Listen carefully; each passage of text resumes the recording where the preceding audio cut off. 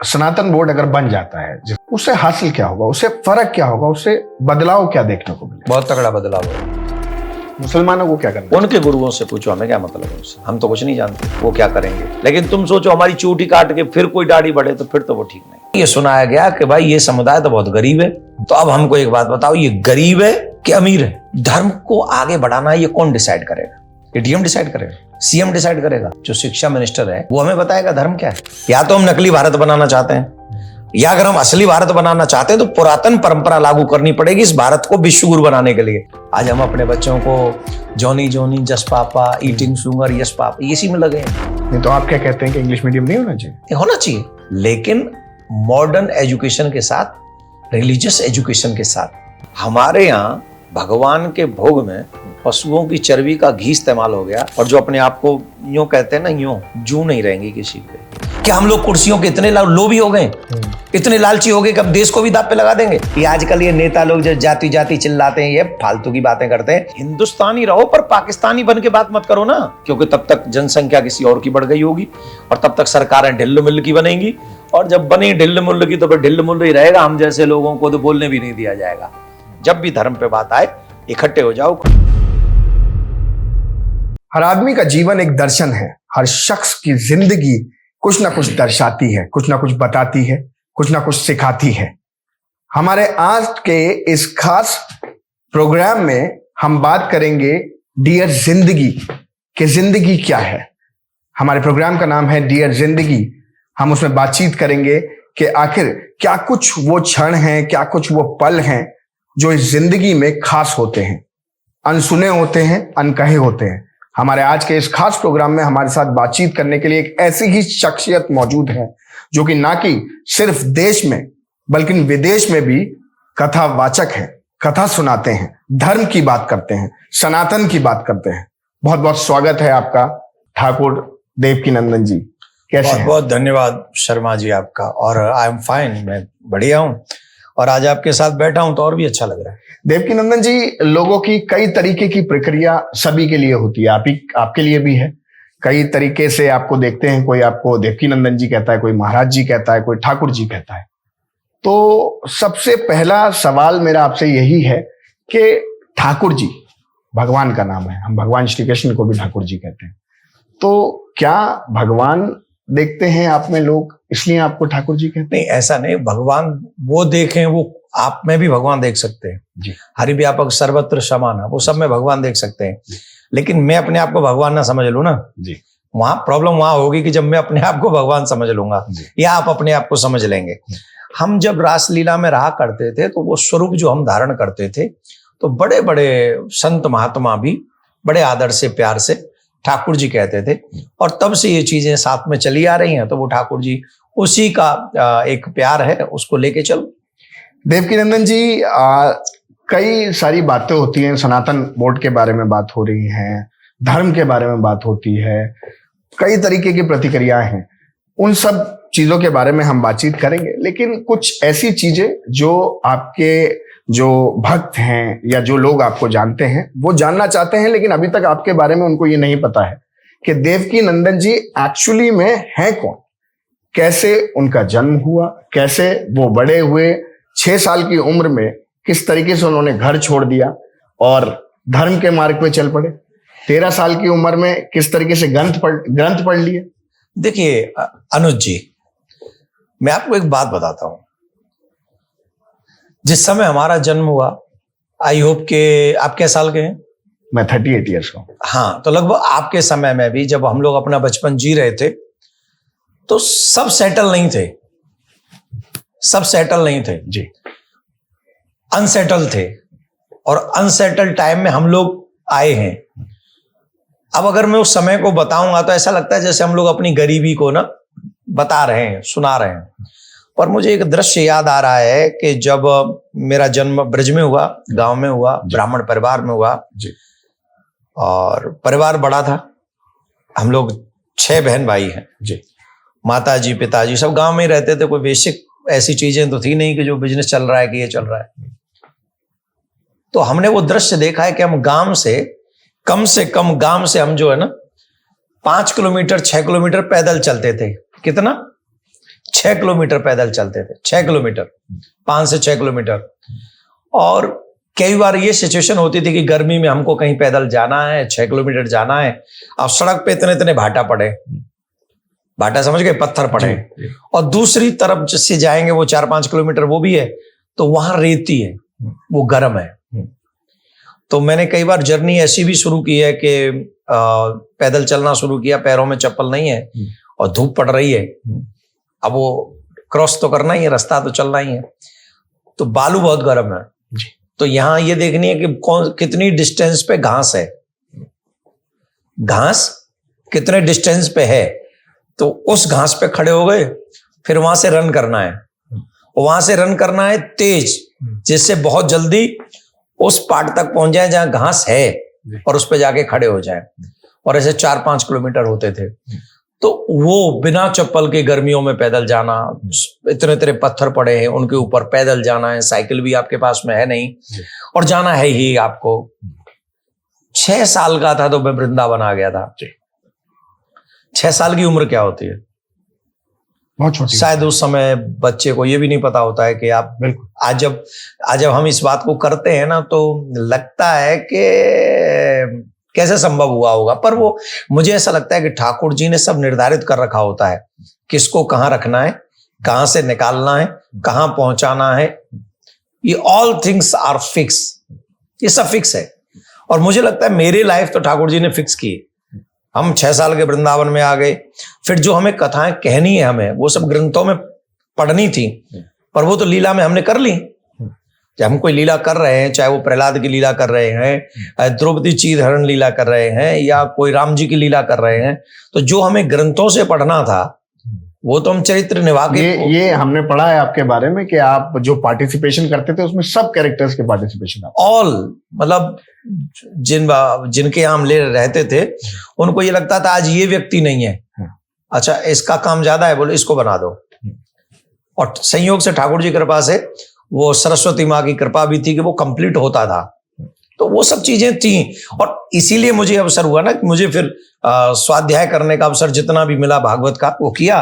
और आज शिव पुराण कथा, गरुण पुराणी कथा, जो कोई नहीं कहता, ऑलमोस्ट हम गरुण पुराणी कथा कह रहे हैं, देवी भागवत कथा कह रहे हैं, और विष्णु पुराण कथा कह चुके हैं, लिंग पुराण की, तो ये सब चीजें चल रहा है। भागवत और राम कथा तो है ही। इन सब चीजों को, उन्हीं लीलाओं के क्रम से वो सब संभव हुआ। महाराज जी, एक इंटरेस्ट होता है, मतलब ये तो हमेशा से है कि बालक है, घर में माता पिता है, तो एक रुचि होती है कि कोई कहता है इंजीनियर बनेगा, कोई कहता है डॉक्टर बनेगा, कोई कहता है वकील बनेगा, कोई कुछ कहता है, कोई कुछ कहता है, तो एक रुचि होती है। नहीं, वो रुचि मेरी कभी इंजीनियर बनने की नहीं थी, वो रुचि कभी मुझे वकील बने, एडवोकेट बनने की नहीं थी, क्योंकि मुझे कहीं ना कहीं ये अनुभव ठाकुर जी शायद कराता होगा कि मैं इसके लिए बना ही नहीं। आप कैसे कह सकते हो, अगर अच्छा आज मैं बन भी जाता तो ज्यादा ज्यादा सुप्रीम कोर्ट में हल्ला मचा रहा होता वकील बन के, इंजीनियर बन के कहीं अमेरिका में कहीं नौकरी कर रहा होता, तो आज मुझे धर्म की सेवा करने का अवसर नहीं मिलता, मुझे आपसे संवाद करने का अवसर नहीं मिलता। मैं आज जन जन को जाके, बच्चों को जाके नहीं कहता कि तुम तिलक लगाओ, कंठी पहनो, कलावा बांधो, अरे शिखा रखो, अरे तुम्हें जरूरत नहीं है, तुम्हें दुनिया के आगे, तुम हिंदू नहीं हो, ये तुम दिखाओ ना, तुम दिखाओ, जैसे और दिखाते हैं कि वो मुस्लिम है, वैसे तुम भी दिखाओ कि तुम हिंदू हो, माथे पे तिलक, गले में कंठी। इसका प्रचार करते हुए लगभग मुझे 20 से 22 साल हो गए तिलक का प्रचार करते हुए। कितनी? 20 से 22। 20 से 22 साल तिलक का प्रचार करते हुए हो गए। आज आप वृंदावन में जाके देख लो, आज आप बरसाने, गोवर्धन में जाके, दिल्ली में देख लो, आज मोस्टली युवा जो हैं, जो कथा सुनते हैं, जो धर्म से जुड़े हैं, वो तिलक लगा रहे हैं। चलिए महाराज जी, ये तो आपकी एक रुचि थी, लेकिन क्या इसमें कभी कोई संकट थे? कि होता है कई बार, क्योंकि ये आसान राहें नहीं है, हर कोई नहीं चुन लेता है, तो माँ बाप भी कहते हैं, माता पिता भी कहते हैं कि भाई क्या करोगे, क्या बनोगे, कैसे करोगे। बहुत आसान तो बिल्कुल भी नहीं था जी, और वो उस समय भी कठिनाई थी। आप कथा कर रहे हो, ये प्रारंभ करना चाह रहे हो, तो ये आपके ऊपर डिपेंड नहीं है, ये सामने वाले के ऊपर डिपेंड है कि वो कराएगा कि नहीं कराएगा। अब जैसे कथा मेरे यहाँ मुरैना में करने आया हूं, तो सामने वाले की इच्छा है कि मैं आऊं यहाँ, मेरी इच्छा नहीं है कि मैं यहाँ आऊं। तो कथा अगर मुझे करनी है तो ये सामने वाले के ऊपर डिपेंड है। और वो एक बार तो ऐसा हुआ था, मैंने शायद कहीं जिक्र भी किया था, मैं कथा करने के लिए किसी ने बुलाया, ये शायद दूसरी तीसरी कथा थी। एटा का नाम सुना आपने? जी जी बिल्कुल। एटा जी।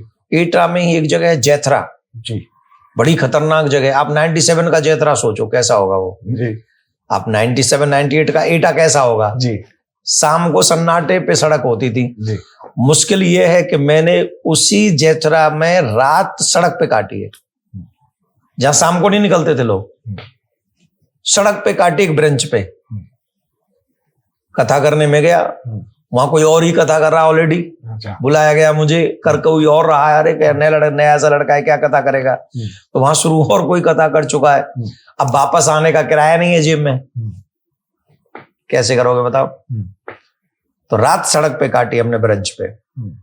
आज देवकी नंदन को सब लोग प्यार कर रहे हैं, वो बहुत अच्छी बात है, लेकिन वो स्ट्रगल भी हमने सहा है। जहां लोग शाम को सड़क पे नहीं निकलते थे, वहां रात सड़क पे काटी हमने। रोटी भी किसी की दया से मांग ली तो उन्होंने बेचारों ने वो रोटी दे दी। बोले ठीक है तुम रात तो ये दे देंगे रोटी, पर घर में नहीं रखेंगे तुम्हें। ठीक है भाई रोटी तो दे दे, तो उसने रोटी खिला दी, हम रह गए। तो वो स्ट्रगल था, ऐसा नहीं कि स्टार्ट से ही आप देवकी नंदन चमक गए जी। बहुत स्ट्रगल करना पड़ा। जब मैं पहली कथा करने के लिए गया तब मेरी जेब में पैसा नहीं था, किराए के लिए भी वो भी मांग के लेके गया। महाराज जी, अब जैसे गैदरिंग होती है, हम आपके बचपन की बात कर रहे हैं अभी, एक गैदरिंग होती है, एक दोस्त होते हैं, यार होते हैं, कि भाई आपका ग्रुप होता है, तो उसमें जब आप एक अलग राह चुनते हैं, चाहे वो कोई भी राह अलग चुनी हो आपने, चाहे वो धर्म की तरफ हो, चाहे वो किसी भी चीज की, तो एक क्रिटिक्स जरूर निकल के आता है कि भाई इसको देखो, या उंगली जरूर उठती है। अब एक बात बताएं हम आपको, हम जब जिस लीला में हम रहते थे, लीला में, तो हमारे संग के उम्र के बच्चे गुटखा खाते थे, भांग पीते थे, और आप आश्चर्य करेंगे चिलम लगाते थे। चिलम समझ गए, गांजा जी। हमारी उम्र के जी। और उन्हीं के बीच में रहना, आपको उन्हीं के बीच में रहना है, और वो चिलम लगा रहे हैं। और एक तो उनमें से ऐसा था जो शराब भी पीता था, वो नाम नहीं लेंगे हम किसी का, शराब भी पीता और चिलम भी लगाता था। तो मेरे पास तो वो भी अपॉर्चुनिटी थी, ये अपॉर्चुनिटी तो है ही जो ज्वाइन की, मेरे पास वो भी थी कि मैं उनको ज्वाइन कर लूं, पर शायद मेरे माँ बाप के संस्कार ये थे ही नहीं। तो मन में शुरू से ये था कि मुझे कुछ अलग सा करना है। और एक पंडित जी मिले थे बहुत पहले, ये मेरी उम्र उस समय रही होगी 13-14 साल की, आए थे उससे पहले। तो उस समय पंडित जी ने कहा था, यार तुम कहाँ पढ़े हो, तुम्हें तो कहीं और होना है, सच्ची में तुम्हें कहीं और होना है। तो हम उस सिचुएशन में थे, मैंने इससे ज्यादा और कहाँ होंगे, जहां हैं वहीं रहेंगे। पर जब आज मैं उनके वो शब्दों को सुनता हूं तो मुझे सीरियसली बहुत अच्छा, और मैं मिलना चाहता हूं पर वो मिलते नहीं है, मुझे उनका एड्रेस नहीं पता, पर मुझे उनसे मिलना है कि उन्होंने उस समय बोल दिया। आज मुझे देख के कोई भी कह देगा कि आप कुछ और हो जाओगे, ये हो जाओगे, वो हो जाओगे, यहाँ चले जाओगे वहां। उस समय मुझे देख के तो कोई ये नहीं कह सकता था कि तुम 2 जोड़ी कपड़े भी खरीद लोगे ढंग से। उस समय उन्होंने कहा कि तुम वेट एंड वॉच, तुम्हें कहीं और जाना है। और आज वो महाराज जी कौन सा पल था जब आपको रियलाइज हुआ कि हाँ अब मैं स्टेबल हूं, अब मैं इस पोजीशन पे हूं कम से कम, कि अभी भी अब नहीं मैं हुआ। भगवान की राह में अभी भी नहीं हुआ। अच्छा, अभी भी नहीं। तो क्या सोच रखा है? मैंने ये सोच रखा है कि अपने आप को आगे नहीं खींचना है। मैं वो रेस का घोड़ा नहीं हूं जो अपने आप को आगे ले जाता है। मैं उस रेस का एक दर्शक हूं जो मैं चाहता हूं कि मेरा जो ड्रीम है कि हर सनातनी नशा से दूर रहे, हर सनातनी पहले रामायण को जाने। जो आज ये कंडीशन चल रही है, सिचुएशन जो चल रही है, आप देख रहे हैं कि पत्नी पति के साथ सेफ नहीं है, पति पत्नी के साथ सेफ नहीं है, बच्चे माँ बाप के साथ सेफ नहीं है, माँ बाप बच्चों के साथ सेफ नहीं। ये जो सिचुएशन है ना हमारे समाज की, ये बहुत डरावनी है, ये भयावह है, ये भयानक दृश्य है। अन्य समुदायों में नहीं है, ये हमारे समुदाय में ज्यादा हो रहा है। रीजन क्या है इसका? Lack of religious education. आपने लैक ऑफ रिलीजियस एजुकेशन की बात करी, हमने अभी रिसेंटली आपके शुरुआती दौर की बात करी, अब आप कहें तो एक जवानी के दौर की बात करें या इस प्रेजेंट टाइम की बात करें, जिसकी करनी करो। तो जवानी तो निकल गई, अब क्या करना है जवानी का। हमें जितना ज्ञान है कि आपके 4 बच्चे हैं, या जी, जिनमें से 3 बेटियां हैं, एक बेटा जी। तो उनको आप क्या बताते हैं, क्योंकि आपने जो परिश्रम करा, जो आपने चीजें अभी बताई हमें, किस कठिनाइयों से आगे बढ़े, एक मन में भक्ति थी तो चलते चले गए, पत्थरों पे भी चले हैं, रेत पे भी चले हैं, और जिस तरीके से आपने एक सनातन को आगे बढ़ाने की मुहिम, एक धर्म के पद पे चलने की मुहिम, तो बच्चों को आप क्या ज्ञान देते हैं? आपकी मिसेज से आपकी क्या इस ज्ञान के बारे में बात होती है? आज तक मिसेज का क्वेश्चन किसी ने नहीं पूछा है भाई। जी, बहुत डीप जा रहे हो तुम। नहीं, ये मैंने आपको बताया देवकी नंदन जी कि ये वो चीज हम थोड़ा सा जानना चाहते हैं और आपके ही भक्तों को बताना चाहते हैं। देखो, मैं एक बात कि देवकी नंदन जी पारिवारिक रूप में भी कैसे हैं? सबसे पहली बात, इसमें बिना परिवार के सपोर्ट के आप कुछ नहीं कर सकते। अगर आप 365 दिन में से 310-15 दिन बाहर हो घर से जी, आपके ऑब्वियसली बच्चे भी मिस करते हैं, आपकी पत्नी आपको मिस करती है जी, और हम गृहस्थ में रह रहे हैं, प्लस हमारी माँ हमको मिस करती है जी। तो जो सबसे ज्यादा मैं जिनको कहूंगा, जिनका मेरे साथ में मतलब बिना कुछ करते हुए भी सो सपोर्ट है ना, जो मतलब कुछ कर नहीं रहे फिर भी सपोर्ट है बहुत तगड़ा, वो है मेरी माँ और मेरी पत्नी। वो ये नहीं कहते कि तुम रुक जाओ, ये सपोर्ट छोटा नहीं है बहुत। वो ये नहीं पूछते कि आप ये किया करो, ये मत किया करो, कभी भी किसी भी काम में डिस्टर्ब। हाँ, मेरी माँ है, माँ जरूर, और वो बेचारी वो डरती है इन सब चीजों से कि तू ऐसे क्यों कर रहा है। माँ का हृदय एक अलग टाइप का होता है ना, आप सब जानते हैं। वो नहीं चाहती कि बेटा रिस्क में पड़े, और जो चीजें कई बार हम ऐसा करते हैं और करना पड़ेगा धर्म के लिए, तो उसमें रिस्क है। हालांकि हम किसी का बुरा नहीं बोलते, किसी के लिए बुरा भी नहीं बोलते, और हमें किसी से बुरे से मतलब भी नहीं है। हम तो कहते हैं I want to my religion safe, मेरा धर्म सुरक्षित रहे, ये मेरी भावना है। तो पर उसमें भी कई बार आप जब करते हो तो कईयों के टारगेट पे आप आ जाते हो, तो माँ के हृदय में वो कष्ट होता है। माँ कहती है कि तू दायरे में रह, बाहर मत जा, लेकिन पत्नी ने शायद वो भी कभी नहीं कहा। और ये दोनों का ही सपोर्ट है, ये बहुत बड़ा सपोर्ट है। प्लस मेरा परिवार है, भाई हैं, रात दिन मेरे लिए खड़े हैं। अगर मैं किसी भी भाई को कह दूं कि मैं 2:30 बजे वहां उतर रहा हूं, भाई कम टू मी, तुम आओ फटाफट, 2:30 नहीं बजेगा, 2:15 बज जाएंगे, वो 2:15 बजे वहां पहुंच जाएंगे। तो ऐसा प्यार होना भाइयों में, प्लस इस परिवार में इतना अपनापन होना, ये भी टचवुड ठाकुर जी की कृपा से। आजकल तो समझ रहे हो किसी में नहीं बनती है, और वहां भाई अगर इतना रिस्पेक्ट दें आपको तो निश्चित तौर पे उनका भी प्यार है। और मेरा फिर आ जाओ बच्चों पे, बच्चे जरूर शिकायत करते हैं कभी कभी जी कि हमें समय चाहिए, तो हम उनको एक ही बात कहते हैं कि हो सकता है हम अपनी लाइफ में बहुत कम समय तुम्हें दे पाएं, लेकिन जो चीज छोड़ के जाए उसे बढ़ाना, और धर्म से कभी मुंह मत मोड़ना, धर्म की रक्षा करना, धर्म को आगे बढ़ाना। और कभी कभी मैं उनको गुरु गोविंद सिंह जी के बलिदान की बात सुनाता हूं। आज हम अपने बच्चों को जॉनी जॉनी जस पापा, ईटिंग शुगर यस पापा, इसी में लगे हैं, हाँ है ना। लेकिन क्यों हम गुरु गोविंद सिंह जी की उनके बच्चों की बलिदान नहीं सुना सकते अपने बच्चों को? आज जो पिज्जा खा रहे हैं बिस्तर पे बैठे बैठे, अगर जरूरत पड़ी, आवश्यकता पड़ी, तुम्हारे घर पे विपत्ति आन पड़ी, तो वो जाके रक्षा करने में सक्षम है। मैं नहीं कह रहा पिज्जा नहीं खाओ, मैं कह रहा हूं को छप्पन वो खाओ, लेकिन उस त्याग और बलिदान को भी याद करो जिसके कारण हम आजाद हैं। और अगर आवश्यकता पड़े तो इतने स्ट्रांग बनो कि हम अपने घर के मान सम्मान को बचा सके। तो मैं उनको कहता हूं कि 6-7 साल के 8 साल के बच्चों को जिंदा दीवार में चिनवा दिया था गुरु गोविंद सिंह जी का बच्चों को, उन दुष्टों ने, उन आतताइयों ने। और उन्होंने एक बात शर्त रखी थी, या तो धर्म बदल लो तो बच जाओगे, और नहीं तो हम तुम्हें जिंदा चिनवा देंगे। बोले हम जिंदा चिनने को तैयार है sir, I don't want to change my religion. तो उन्होंने वो चेंज नहीं होने दिया। और ये 6-7-8 साल के बच्चे जानते थे इस चीज को, आज 60 साल का सनातनी नहीं जान रहा है इन चीजों को। ये दुर्भाग्य नहीं है? तो ये चीजें हम कभी कभी उन बच्चों को बताते हैं, तो उससे बच्चे भी फिर कहते हैं it's okay, you can do whatever you want, तो वो बट फिर खुश होते हैं।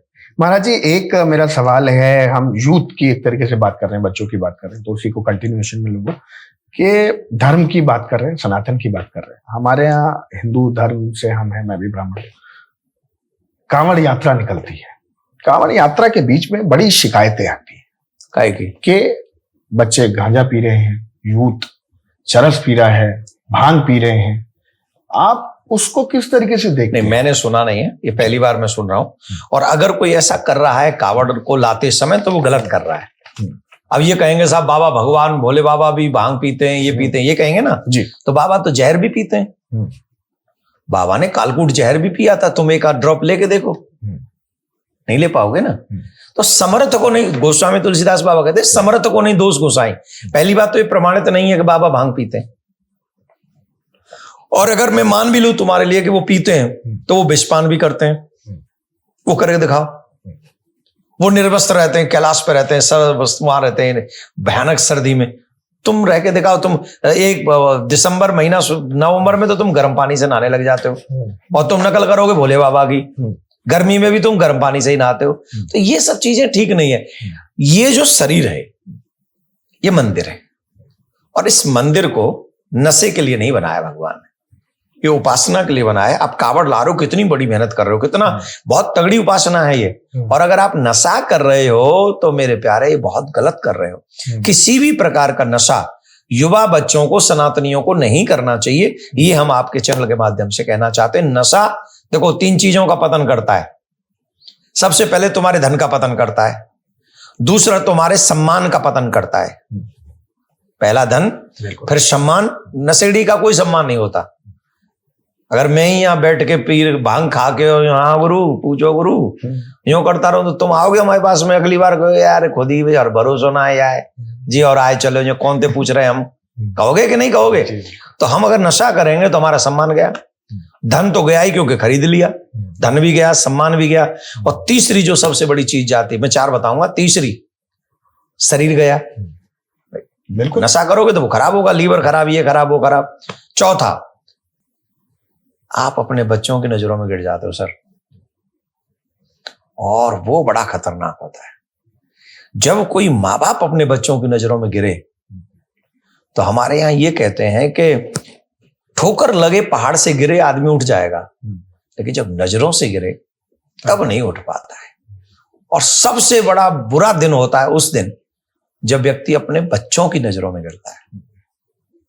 तो वो नशा आपको आपके बच्चों की नजरों में गिरा देता है।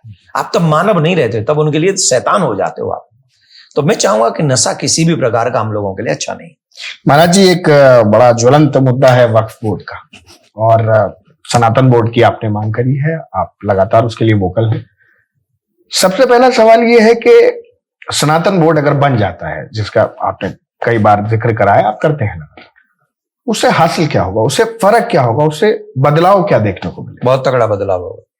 कैसे? जिस दृष्टि से मैं देख रहा हूं, अगर उस दृष्टि से शासन प्रशासन समझ ले और उसको अप्लाई कर दे। अच्छा एक बात बताओ, आजादी से पहले हम ऐसे थे जैसे आज हैं? नहीं थे। कैसे थे? अलग थे। अच्छे थे कि बुरे? अच्छा भी पल था, बुरा भी पल था। सिर्फ मनी वाइज छोड़ दो, अच्छे चारित्रिक वाइज, परिवार वाइज अच्छे थे। अच्छे थे। तो वो अच्छा किसने बना रखा था हमको? किसने बना रखा था? हमारे घर में अगर 4 रोटी एक्स्ट्रा आ गई तो मैं पूरे गांव के आखिरी बच्चे के बारे में सोचता था कि अरे यार वो उसको रोटी मिली होगी कि नहीं, पूछो देख के आजा। ये मैंने देखा है, गांव में एक कहीं घटना हो जाती थी, एक किसी की भी, ये आजकल ये नेता लोग जो जाति जाति चिल्लाते हैं, ये फालतू की बातें करते हैं, वहां किसी भी जाति के व्यक्ति के घर में कोई प्रॉब्लम हो जाती तो पूरे जाति के समुदाय के लोग वहां पहुंचते थे। ये मैंने अपनी आंखों से वो दृश्य देखा है सर। और वो लोग चाहे इंग्लिश मीडियम के पढ़े लिखे नहीं थे, पर एक गुण था उनमें, वो संस्कारी थे, वो परोपकारी थे। आज इंग्लिश मीडियम पढ़ पढ़ के हम लोग इतने सेल्फिश हो गए। नहीं तो आप क्या कहते हैं कि इंग्लिश मीडियम नहीं होना चाहिए? होना चाहिए, इंग्लिश मीडियम होना चाहिए, लेकिन मॉडर्न एजुकेशन के साथ, रिलीजियस एजुकेशन के साथ। अगर हम एक मॉडर्न, जैसे हमने कहा सनातन बोर्ड, तो सनातन बोर्ड सरकार से पैसा नहीं मांग रहा है यार, हमें नहीं चाहिए सरकार से पैसा। जो मंदिरों का पैसा आ रहा है उसी पैसे से हम ऐसे गुरुकुलम बनाएं जिन गुरुकुलों में इंग्लिश भी हो, इंग्लिश जानकारी के लिए हो, कंपलसरी नहीं है। If you want to read then you can. और उसी में कंप्यूटर और गीता दोनों ही है, साइंस भी है। और वो बच्चे ऐसे हों कि चाहे वो इंजीनियर बन जाएं, चाहे वो एडवोकेट बन जाएं, चाहे वो नेता बन जाएं, चाहे वो जज बन जाएं, चाहे वो कथावाचक बन जाएं, चाहे वो पत्रकार बन जाएं, चाहे समाज के किसी भी क्षेत्र में चले जाएं, उन्हें ये पता होना चाहिए अगर मैं झूठ बोलूंगा तो मुझे पाप लगेगा। महाराज जी, अगर मैं करप्शन करूंगा तो मुझे यहाँ भी भोगना पड़ेगा, वहां भी भोगना पड़ेगा, आने वाली पीढ़ी को भी भोगना पड़ेगा। उन्हें ये नॉलेज होनी चाहिए। आजकल ये जो करप्ट लोग हैं, जो करप्शन कर रहे हैं, ये किस बात का करप्शन कर रहे हैं जानते हो आप? इन्हें ये पता है, enjoy your life here, they don't want to anything about there. वक्फ बोर्ड से आपको क्या परेशानी? हमें तो पाकिस्तान से भी परेशानी नहीं। आपको है पाकिस्तान से कोई प्रॉब्लम? आपको है क्या? पूछ रहा हूं। नहीं, हमें व्यक्तिगत कोई प्रॉब्लम कोई नहीं। हाँ, तो जैसे पाकिस्तान वैसे वक्फ बोर्ड। भाई साहब, जब इतने सालों मुगलों ने राज्य कर लिया, तब लगभग 50-60 हजार एकड़ जमीन वो वक्फ कर पाए वक्फ बोर्ड को 1954 तक। और 1954 के बाद इन 75 सालों में 9 लाख एकड़ प्लस जमीन वक्फ कर दी। और हमें यह सुनाया गया कि भाई ये समुदाय तो बहुत गरीब है, यही सुनाया गया। और 9 लाख एकड़ जमीन उन्होंने वक्फ कर दी। तो अब हमको एक बात बताओ, ये गरीब है कि अमीर है? भाई गरीब इतना डोनेट कर नहीं सकता, और अमीर है तो हमें इतने दिन ढिढोरा क्यों पीटा गया कि ये तो बेचारे पछड़ा हुआ समाज है, ये तो और वैसा समाज है, इनकी हेल्प करो, इनका ये करो, फिर इनके लिए अल्पसंख्यक बोर्ड होगा, इनके लिए वक्फ बोर्ड होगा, इनके लिए ये बोर्ड होगा, और हमारे लिए बोले 0/0 बोर्ड होगा हमारे लिए। देश हमारा, समाज हमारा, टैक्स हमारा, मंदिर हमारा, पैसा हमारा, और हमारे लिए कुछ नहीं किया गया। संसद में अभी वक्फ बोर्ड पर बड़ी चर्चा हुई, ऑब्वियसली आपको पता ही है सारी चीजें। जो सांसद फेवर में है, भाई एक दल तो फेवर में है ही ना, वो भी अपनी कुछ टिप्पणी रखते हैं। आपने सुना है, सबको सुना, ओवैसी साहब को भी सुना है, सबको सुना है आपको। तो उनके लिए देखिए, मैं एक बात बताऊं, वक्फ बोर्ड के जो ये रूल्स चेंज हो रहे हैं, ये नहीं होने चाहिए।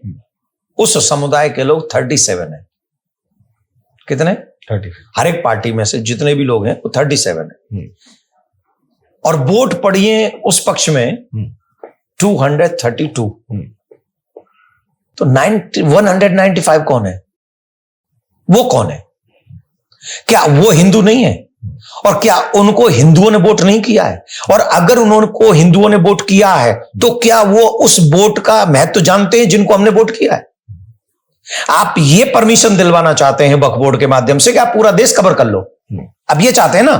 और भगवान न करता कि अगर ये फेल हो जाता, पास नहीं होता कहीं, और कल को जाके जब वो सारे पाके भारत को ही कह देते कि सारी जमीन हमारी है, उसका जिम्मेदार कौन होता?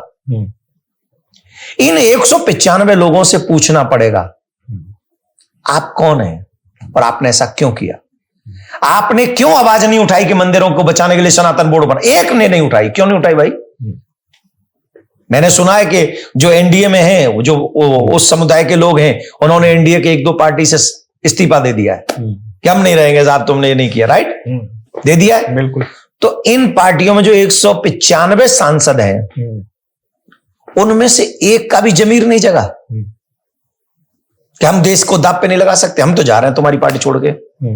कि हम लोग कुर्सियों के इतने लोभी हो गए, इतने लालची हो गए कि हम देश को भी दांव पे लगा देंगे।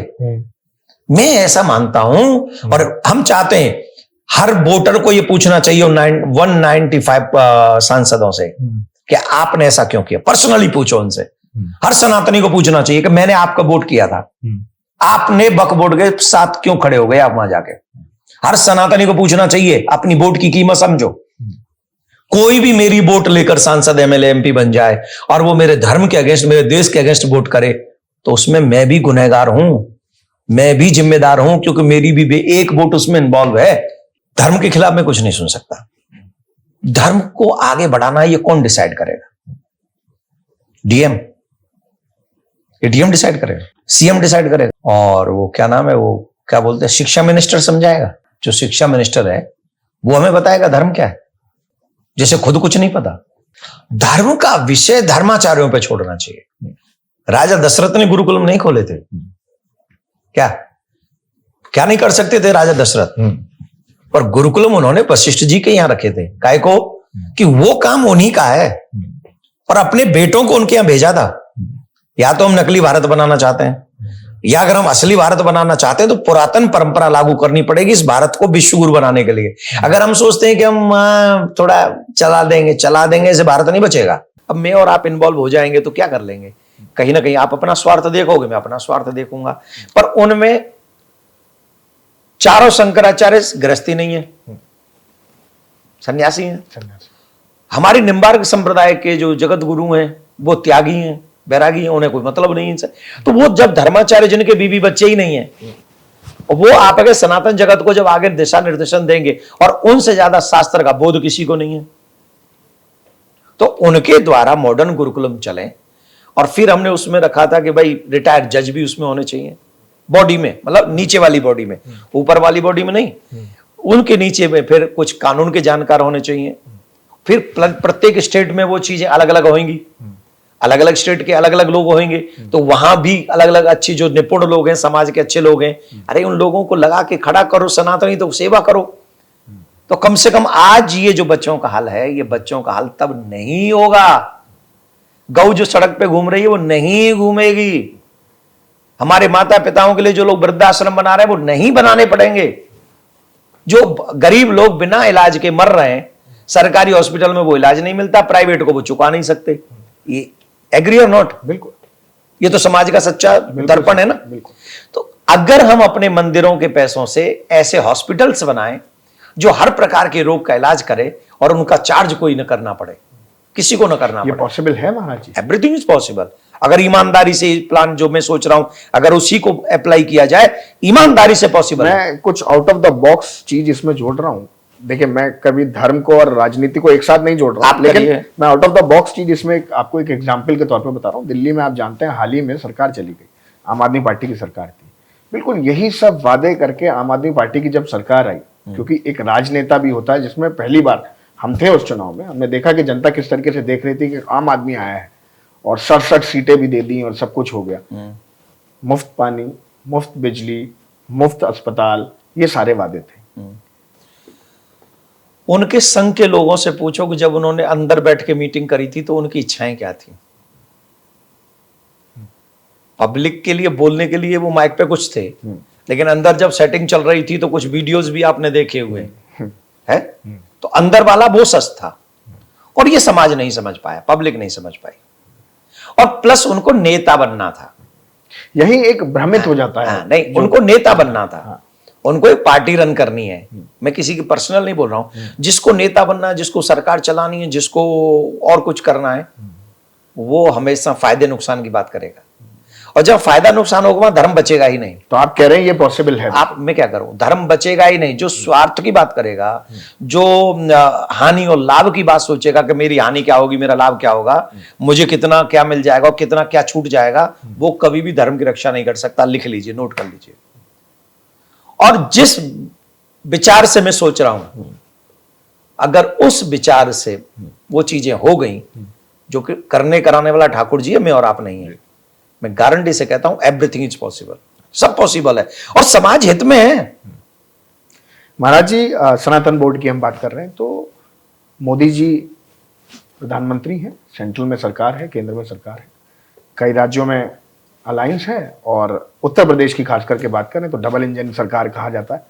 योगी जी, मोदी जी, एक इमेज क्रिएशन की बात करें, या फिर एक इमेज जो बनी हुई है आज की तारीख में, एक हिंदुत्व वाली, एक सनातन वाली इमेज, जो ऑपोजिशन जिसे लेकर ज्यादा टारगेट भी करता है कि ऐसा हो रहा है, ऐसा हो रहा है, ऐसा हो रहा है। राम मंदिर में हमने बहुत डिले देखा, लेकिन इस सरकार में हमने देखा कि बन गया।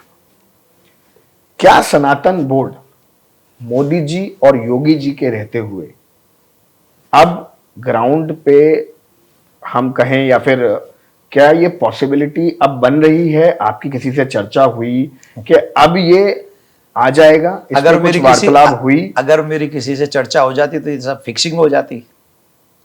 तो ये कैसे मुहिम कैसे बढ़ेगी आगे? तिरुपति बालाजी का वो जब भोग का मैसेज आया, आऊंगा जरूर उस पर हम बात करनी है जी। उसके बाद मेरे मन में यह है कि सनातन बोर्ड होना चाहिए और हमारे भी मंदिर सुरक्षित होने चाहिए, हमारे संत महात्माओं के अधीन होने चाहिए। मेरी बात किसी से नहीं हुई है, फर्स्ट ऑफ ऑल। तो आपको लगता है कि इस रीच को एक पॉलिटिकल रीच की तरफ भी लेके जाना चाहिए कि कम से कम मुहिम जुड़े, आगे बढ़े? आज अगर आप मुझसे ये बात पूछ रहे हो तो मैं एक बात दावे से कह सकता हूं, कोई भी पॉलिटिकली व्यक्ति जो पॉलिटिक्स में थोड़ी भी रुचि रखता है वो सनातन बोर्ड से अनभिज्ञ नहीं है, इस मुहिम से अनभिज्ञ नहीं है। अगर वो पॉलिटिशियन है तो एम आई राइट और रॉन्ग? कितना बड़ा आयोजन दिल्ली में हुआ 16 नवंबर को, कितना बड़ा आयोजन प्रयागराज में हुआ 27 जनवरी को, और प्रयागराज में जितने भी न्यूज चैनल्स थे, जितने भी, मतलब 27 जनवरी से पहले से जब से वो वहां पे कवरेज चल रही थी, हर एक चैनल पे सनातन बोर्ड सनातन बोर्ड सनातन बोर्ड सनातन, हर एक बड़े व्यक्ति से क्वेश्चन हुआ इस विषय में। जो बड़ा व्यक्ति वहां पहुंचा और जिन्होंने पत्रकारों को जवाब दिया है, ऑलमोस्ट सबसे सनातन बोर्ड, तो मुहिम तो वहां तक पहुंची हुई है। अब क्योंकि एकदम से तो वो चीजें नहीं हो जाएंगी कि देवकी नंदन ने बोला और काम हो गया, वो भी जो चीजें चल रही होंगी, हो सकता है बैकग्राउंड में चल भी रही हो सकता है कि अभी नहीं भी चल रही हो, लेकिन जब चले। और एक और बात जो आपने कहा इनके रहते हुए, मुझे अमित शाह जी, मोदी जी, इनसे बहुत बड़ी आशा है, योगी जी, इनसे बहुत बड़ी आशा है। और मैं इसलिए आशा कर रहा हूं कि इन्होंने 370 खत्म की है, इन्होंने राम मंदिर बनवाया है, और आजादी के बाद की सरकार का सबसे बड़ा अगर कलंक कोई था इस देश पे तो 2 कलंक थे, एक तो गौ हत्या का बंद न होना और दूसरा सनातनियों के मंदिर को सरकार के अंडर कर लेना। ये 2 कलंक हैं बहुत बड़े, और हम आशा ये करते हैं इन कलंकों को अगर कोई मिटा सकते हैं तो यही वो त्रिमूर्ति है जो मिटा सकती है, और अगर ये नहीं कर सके तो ये भारत का दुर्भाग्य होगा और फिर कोई करने वाला पैदा नहीं होगा, क्योंकि तब तक जनसंख्या किसी और की बढ़ गई होगी और तब तक सरकारें ढिल्ल मिल्ल की बनेंगी, और जब बनी ढिल्ल मुल्ल की तो फिर ढिल्ल मुल्ल ही रहेगा, हम जैसे लोगों को तो बोलने भी नहीं दिया जाएगा। तो वो कंडीशन है, तो हम इन्हीं से आशा कर सकते हैं। महाराज जी, आपने तिरुपति जी की बात करी अभी कि कब आपको सनातन बोर्ड का एकदम और ज्यादा ऐसा हुआ कि नहीं अब तो ये हाई टाइम है, अब तो सनातन बोर्ड होना ही चाहिए। तो अगर बात करें तो दोषियों को आपको लगता है कि कुछ सजा मिली? 4 दिन तक हल्ला मचा बहुत ज्यादा। यहां पर एक बड़ी प्रॉब्लम है इस देश में, बताइए। जब जिसे चाहो बढ़ा दो, जब जिसे चाहो घटा दो, ये बहुत दुर्भाग्य है। और हम हिंदू 2 दिन न्यूज याद रखते हैं, तीसरे दिन भूल जाते हैं, ये भी दुर्भाग्य। अब सोचिए, अन्य किसी धर्म के ऊपर पेरिस में एक कार्टून बन गया, पेरिस में सुरक्षित नहीं था वो, सिर्फ कार्टून बनाने पे खत्म, और हाई फाई पत्रकार था वो, कोई छोटा मोटा नहीं था, खत्म। हमारे यहां भगवान के भोग में पशुओं की चर्बी का घी इस्तेमाल हो गया, और जो अपने आप को यूं कहते हैं ना, यूं जू नहीं रहेंगी किसी पे। मेरा बस चलता तो मैं आजीवन उसे कारागार में सड़ाता, जिसके माध्यम से ही हुआ। मेरा बस चलता तो आजीवन वो कभी भी पॉलिटिक्स में नहीं रहता। पर मैं ठाकुर जी से कहता हूं, आई एम असमर्थ सर, हम जो कर सकते हैं उसके लिए हमें जो कीमत चुकानी पड़ेगी हम चुकाएंगे, लेकिन हम जन जागृति अब जो कर सकते हैं करेंगे, कर रहे हैं, अभी भी कर रहे हैं, पिछले जब से ये हुआ है तब से कर रहे हैं। सरकार की पॉलिटिक्स की अगर बात करें, देखिए जेनरिक बात चल रही है, मैं आपको ना कहीं पॉलिटिक्स से जोड़ रहा हूँ ना, ना, मेरा मतलब कहीं किसी तरीके से ये कह रहा हूँ कि आप इनके खिलाफ या इनके समर्थन में क्यों। मैं आपसे एक जेनरिक सवाल पूछ रहा हूँ जो कि आपके अंदर भी उस चीज को लेकर गुस्सा है और हर सनातनी को है, ठीक है ना भाई? सरकार चंद्रबाबू नायडू, अब आप अलायंस में हैं, क्या सेंट्रल गवर्नमेंट को स्टेट गवर्नमेंट के साथ मिलकर इस पे सख्ताई नहीं करनी चाहिए? नहीं, अभी तो जैसे चंद्रबाबू नायडू की बात अगर आप करेंगे तो उन्होंने ये बात उजागर की कि वहां मिलावट हो रही थी। चंद्रबाबू नायडू ने ही उनसे पूर्व के सीएम के विषय में उजागर किया, ठीक, उन्होंने उजागर किया, और उन्होंने ये भी उजागर किया कि 200 विधर्मी जो हिंदू धर्म को मानते नहीं, वो सर्विस कर रहे थे वहां उस टेम्पल में, उन्होंने वो उनको भी हटा दिया, और उन्होंने ये भी कह दिया कि अब इस मंदिर में सिर्फ जो धर्म को मानते हैं वही लोग रहेंगे। मुझे एक और तकलीफ है, वो भी मौन हो गया, क्या नाम है वो जो उप मुख्यमंत्री बना था वहां का, क्या नाम है उसका, पता नहीं कुछ कोई था, तो वो भी चुप हो गया एकदम 2-4 दिन, 2 महीने तो हिंदू बना, बाद में वो भी शांत हो गया। तो जब हम सरकार में आ गए तो हम चुप नहीं हो सकते ना, तब तो काम करना है हमको। हम में और मुसलमानों में ये अंतर है, जब मुसलमान सत्ता में आते हैं तो वो अब काम करते हैं, और हम लोग जब सत्ता में आते हैं तो काम को ढीला कर देते हैं। तो ढीला कर देंगे तो बात नहीं बनेगी। हमको लगता है जो वहां की सरकार है, उस सरकार को जम के ऐसे लोगों को अंदर कर देना चाहिए, पकड़ के। नायडू जी की सरकार को, गवर्नमेंट को पकड़े, उनको अंदर करें कि तुमने हमारे हिंदुओं का बहुत बुरा भावना का हर्ट किया है, इसलिए तुमको बाहर रहने नहीं दिया। करना चाहिए, क्यों नहीं करेंगे? जिम्मेदार हैं वो, गुनहगार हैं वो। क्या जी महाराज जी, एक भाषा पे थोड़ा सा मैं बात करूंगा। उर्दू को लेके योगी जी का बड़ा सख्त रुख है और उस पर बड़ा बवाल हुआ, तो आपका क्या कहना है उस लैंग्वेज को लेके? इस देश की भाषा होनी चाहिए हिंदी। हिंदी इस देश की मातृभाषा है। तो जब एग्जाम हो किसी भी चीज के, तो आप हिंदी में दिलवाइए, इंग्लिश में भी नहीं। क्यों हमें बड़े बाबू दिखना है, अंग्रेजों का गुलाम दिखना हमें? हम हिंदी में दिलवाएंगे ना। जो डॉक्टरेट हम पढ़ रहे हैं इंग्लिश में, वो हम हिंदी में पढ़ेंगे। उन्हीं दवाइयों का नाम हिंदी में लिखेंगे ना हम, जिससे हमारे बच्चे समझ सकें। कहने वाले महाराज जी ये भी कहते हैं कि उर्दू का जन्म भी तो इसी देश में हुआ है। कहां? हाँ, तो घर में बोले ना, बुराई क्या है? आप घर में बोलिए, नो प्रॉब्लम, आप परिवार में इस्तेमाल कीजिए। कोई, मैंने तो खुद ही नहीं कहा था, होली पे बड़ा बवंडर हो गया था उसमें। एक तो कुछ बोल दो ना यार, बवंडर बहुत। हम लोग बात करते अपने मन की और ये लोग बवंडर कर देते उस पे। हमने भी कह दिया था होली पे मुबारक कोई नहीं कहेगा, तो आप दो टीवी चैनलों पे देख ले, बड़ा बवंडर हो गया था उसपे। तो अब तो डर भी लगता है कहीं ऐसा कुछ ना बोल दे जो बवंडर हो जाए। लेकिन क्यों बोलेंगे हम? वो तो दीपावली पे हमको राम राम नहीं करते। तो जब वो हमें दीपावली पे राम राम नहीं करते, तो हम होली मुबारक कैसे कर दें? मुबारक शब्द उर्दू का है। हमें जब बोलना होगा तो हम कहेंगे होली की शुभकामनाएं। मुबारक क्यों? मिक्सिंग क्यों कर रहे हो यार? त्योहार भी मिक्स हो रहा है। तो दीपावली क्यों मुबारक कहेंगे? दीपावली की राम राम, होली की राम राम। दीपावली आपके लिए शुभ हो, होली आपके लिए शुभ हो, ये मंगल कामना करनी चाहिए। तो उर्दू उनके लिए अच्छी है। हालांकि कई बार हम लोग, आप लोग आपस में वार्ता करते हैं, उर्दू बोलते हैं, तो हम थोड़ी कह रहे हैं कि उर्दू बंद कर दो इस देश में, ये थोड़ी कह रहे हैं। लेकिन अपनी भाषा आप प्रेम कीजिए, हम अपनी भाषा को हम प्रेम करते हैं। योगी जी की हम बात कर रहे हैं, बड़ा विवादित एक बयान रहा, ऑपोजिशन ने उसको बड़ा बवाल मचाया। जहां मोदी जी कहते हैं सबका साथ सबका विकास, वहां योगी जी कह रहे हैं बटेंगे तो कटेंगे। ये सब ये सच हुआ, वही तो बोला जा रहा है भाई। नहीं कट गया पाकिस्तान, नहीं कट गया बांग्लादेश, नहीं कटे? बताओ, क्या ये इसी कॉन्टेक्स्ट में कहा जा रहा था? 36 टुकड़े दिल्ली में भी हुए। कितने कैंडल मार्च करने वाले आ गए थे उस समय, बताओ? 36 टुकड़े राजधानी में उस लड़की के हुए थे। क्या नाम था उसका? श्रद्धा, श्रद्धा ही नाम था, आई थिंक सो, ऐसा ही कोई नाम रहा होगा, मैं नाम नहीं। 36 टुकड़े उस बच्ची के हुए थे। कितने कैंडल मार्च करने वाले, कितने पॉलिटिशियन आके उनको, उसको कहा था कि गलत हुआ है।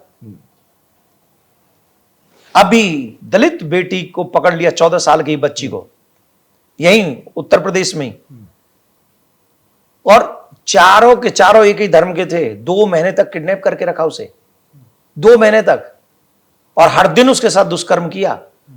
तो जो आपस में मिलके हम सनातनियों को लड़ा रहे थे, एक भी कोई रोने नहीं आया उसके लिए कि ये बच्ची के साथ गलत हुआ है। क्या हम बेटी के सम्मान को भी दलित और सवर्ण कर देंगे? सनातनी की बेटी किसी भी वर्ग की हो, वो सनातनी का सम्मान है, और हमें सनातनी के सम्मान के लिए खड़े हो जाना चाहिए। ये हमारी जिम्मेदारी है, हम उस जिम्मेदारी से नहीं भाग सकते। हम जहां जहां बटे हैं वहां वहां कटे हैं। बांग्लादेश में अभी सरेआम कटे, बेटियों के पैरों में रस्सी बांध बांध के खींचा गया है सड़क पे, और दरिंदों ने उसकी इज्जत सड़क पे उतारी है। आप एक दृश्य हमारे सामने, घटना घट रही है। एक ऑप्शन है कि पट्टी बांधो, चुप बैठो। एक है कि यार ये घटना दोबारा नहीं घटनी चाहिए, उसके लिए जागरूक हो जाओ। 2 ही ऑप्शन है हिंदू के पास, और तीसरा ऑप्शन नहीं है। या तो उस समय का प्रतीक्षा करो कि जो बांग्लादेश में हुआ वो तुम्हारे घर में हो। अभी भी बंगाल में रामनवमी पे यात्रा निकालने में कितनी चल रही कंडीशन, क्यों चल रही भाई? बंगाल है ना, बांग्लादेश थोड़ी है। तो ऐसा क्यों हो रहा है? और हिंदुओं को क्यों टारगेट किया जा रहा है? तो ये जो कहने का मतलब है, आजादी के बाद बेचारे मुस्लिम नहीं है, आजादी के बाद बेचारे हिंदू हैं इस देश में। जितना शोषण हिंदुओं का हुआ है ना, चाहे वो संस्कार वाइज हुआ हो, चाहे वो जॉब वाइज हुआ हो, चाहे वो अन्य चीजों में हुआ हो, सबसे ज्यादा शोषण हिंदुओं का हुआ है। और अब हिंदुओं को इसके लिए जागना चाहिए। मुसलमानों को क्या करना चाहिए? मुसलमानों को क्या करना चाहिए? उनके गुरुओं से पूछो, हमें क्या मतलब उनसे, हम तो कुछ नहीं जानते वो क्या करेंगे। उनके धर्म गुरुओं से पूछो। नहीं, उनके धर्म गुरुओं से ये पूछो कि तुम सिखवा क्या रहे हो इनको, करवा क्या रहे हो इनसे। नागपुर में किस बात का वो तोड़? महाराज जी वो भी तो कहते हैं हम भी हिंदुस्तानी हैं।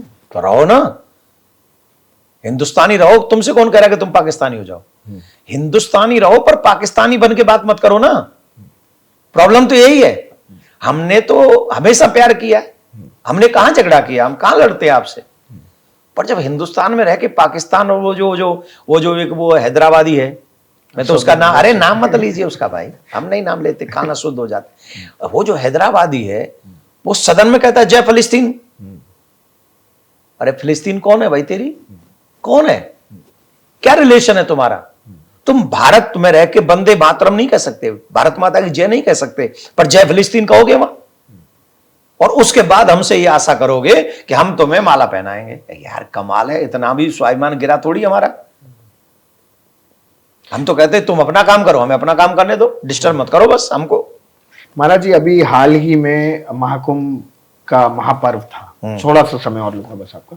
महाकुंभ का महापर्व था, 144 साल बाद लोगों ने, बहुत श्रद्धालु वहां आए, हमने भीड़ देखी। ऑपोजिशन ने बहुत अटैक करा, बहुत कुछ कहा गया, आपको जानकारी होगी सारी चीजों की। वहीं पे एक विवाद और हुआ कि दुकानदार के नाम क्या हैं वो बताए जाएं, कौन, सारी जगह चला, हालांकि वो उत्तर प्रदेश में। उसके बाद इस सारे सिनेरियो को, महाकुंभ का जो भी अटैक रहा, ऑपोजिशन का कहें या फिर जिनका भी अटैक रहा कि भाई अपॉर्चुनिटी है, फोटो अपॉर्चुनिटी है, अंबानी का है, इसका है। देखिए मैं एक बात बताऊं, मुझे लगता है कि महाकुंभ को सफल बनाने में अपोजिशन का भी बहुत बड़ा हाथ है। चर्चा बहुत रही। अब कोई लोग सोचेंगे मेहनत करिए योगी जी ने, अपोजिशन का क्या? अगर वो उसके इतना खिलाफत नहीं करते ना तो सनातनी नहीं जगता इतना। क्या कहते हैं यार, 60 से 70 करोड़ सनातनी कभी इकट्ठा हुआ था। इन लोगों ने बोल बोल के हम लोगों का काम उसको कर दिया आसानी से, बहुत आसानी से कर दिया। I am so proud of them कि उन्होंने इतना बोला नेगेटिव, उससे सनातनी जगा और जग के पहुंच। और वो उसने हर कष्ट सहा, ऐसा नहीं है कि वहां कष्ट नहीं थे। मैं वहां पूरा काफी दिन रहा हूं, लगभग 30 दिन रहा हूं मैं, एक बार लगभग 1 महीना में रहा हूं। मैंने भी सहा है, लेकिन जो आनंद आया है उसके बाद, आनंद आया भैया। और हर सनातनी कह रहा था चाहे हमारी जान चली जाए हम जाएंगे, और गए वो। कई लोगों के विचारों के वो तो ठीक नहीं था, पर जो हुआ वो हुआ। उसके बावजूद भी कहां लोग रुके, क्योंकि इन लोगों ने इतना बुरा भला बोला, गंगा में नहाने से जॉब नहीं मिलेगा, ये मैं। अरे यार तुम किसी हिंदू के घर में पैदा हुए हो और आप प्रयागराज कुंभ की निंदा कर रहे हो, और धर्म की निंदा करने के बाद तुम सोचते हो कि तुम बहुत बड़े हाई लेवल पे पहुंच जाओगे ना। आप अपने पैरों में नहीं, गर्दन पे कुल्हाड़ी चला रहे हो, मैं ऐसा मानता हूं। तो सनातनियों के लिए योगी जी ने, मोदी जी ने, अमित शाह जी ने बहुत बड़ा काम किया। कुंभ में अपनी सारी ताकत झोंकी वहां और पूरे लोगों को इनवाइट किया, और सनातनियों का धन्यवाद देना चाहिए हम सबको। मैं तो बहुत साधुवाद दूंगा सनातनियों को, जिन्होंने हाई लेवल पे पहुंच के वहां बताया कि हम सब सनातनी एक हैं। बस एक ही निवेदन है, कुंभ के बाद भी ऐसे ही रहना। जब भी धर्म पे बात आए, इकट्ठे हो जाओ, खड़े हो जाओ, समाज हो, और सबको सब। और जब 70 करोड़ सनातनी इकट्ठा हो जाएगा ना, फिर वक्फ बोर्ड के साथ में 195 नहीं मिलेंगे। उन्हें 195 से बहुत नाराजगी है, तगड़ी है। आप उसका पॉजिटिव नेगेटिव दोनों सोचो ना, देश पे क्या पड़ेगा। देखो मैं पार्टी के विषय में नहीं कह सकता, पार्टी का एंगल कुछ भी हो सकता है। आप किसी भी पार्टी का, मैं पार्टी का नाम इसलिए नहीं ले रहा हूं क्योंकि मैं किसी के अगेंस्ट नहीं हूं, पर आपका ये जो वोटिंग सिस्टम है ना, किस पक्ष में आप दे रहे हो और इसका असर देश पे क्या पड़ेगा, ये सोचे बिना वोट नहीं डाल सकते वहां सदन में। सबसे पहला काम आपको ये होगा कि मैं जिसके लिए वोट डाल रहा हूं, इन फ्यूचर मेरे देश के ऊपर इसका असर क्या होने वाला है। अगर वो बिना सोचे कर रहे हो कि दे भैया मेरे लट में लट, तो आई एम सॉरी टू से, फिर तो आप उस पार्लियामेंट में जाने के योग्य नहीं है। आपके इस मुहिम के, सनातन धर्म सनातन बोर्ड। देखिए, हम चाहते हैं जैसे अयोध्या में राम मंदिर बना है वैसे ही मथुरा में कृष्ण भूमि का मंदिर बनना चाहिए। हम ये चाहते हैं सनातन बोर्ड बनना चाहिए। हम ये चाहते हैं जनसंख्या नियंत्रण कानून बनना चाहिए। और हम ये भी चाहते हैं सनातनियों से, जब तक जनसंख्या नियंत्रण कानून न बने तब तक सबके घर में 4-4 बच्चे, 5-5 बच्चे होने चाहिए। अब मुझसे तो कोई पूछ नहीं सकता क्योंकि अब तो सबको पता चल गया मेरे 4 बच्चे हैं। अब पहले तो लोग कहते थे ये जो हमें कह रहे हैं इनके खुद के कितने, हालांकि मैंने बहुत दिन छुपा के रखा, मैं क्या बताऊं किसी को, तो मैंने लो, तुम्हें जानने का शौक है तो ले लो, जान लो। आप कहते हैं जनसंख्या इतनी बढ़ रही है तो जनसंख्या बढ़नी चाहिए। नहीं, क्यों नहीं जनसंख्या पे कानून ला रहे? इस लेवल की जनसंख्या हम वर्ल्ड में तो नंबर 1 हो गए। बिल्कुल, इस चीज में नंबर 1 हो गए, चलो शुक्र है कुछ में तो हुए, हम इसमें नंबर 1 हो गए। लेकिन हिंदू नंबर 2 जिस दिन हो गया उस दिन ये हिंदुस्तान नहीं बचेगा। तो जब तक जनसंख्या नियंत्रण कानून ना आ जाए तब तक हर सनातनी को 4 बच्चे करने चाहिए देश की रक्षा के लिए। और जब जनसंख्या नियंत्रण कानून आ जाए तो 1 शादी, 2 बच्चे, 3 बच्चे, ये सब पे लागू कर दो। हम आपके साथ हैं और हम चाहते हैं कि देश आगे बढ़े, फूले फले सब बढ़े, उनकी दाढ़ी बढ़े, हमारी चोटी बढ़े। हम तो कोई बुरा ही नहीं, हमारी चोटी बढ़ती रहे, तुम्हारी दाढ़ी बढ़ती रहे, हमें कोई प्रॉब्लम नहीं। लेकिन तुम सोचो हमारी चोटी काट के फिर कोई दाढ़ी बढ़े तो फिर तो वो ठीक नहीं, हम नहीं चाहेंगे वो ऐसा। बहुत बहुत धन्यवाद देवकीनंदन।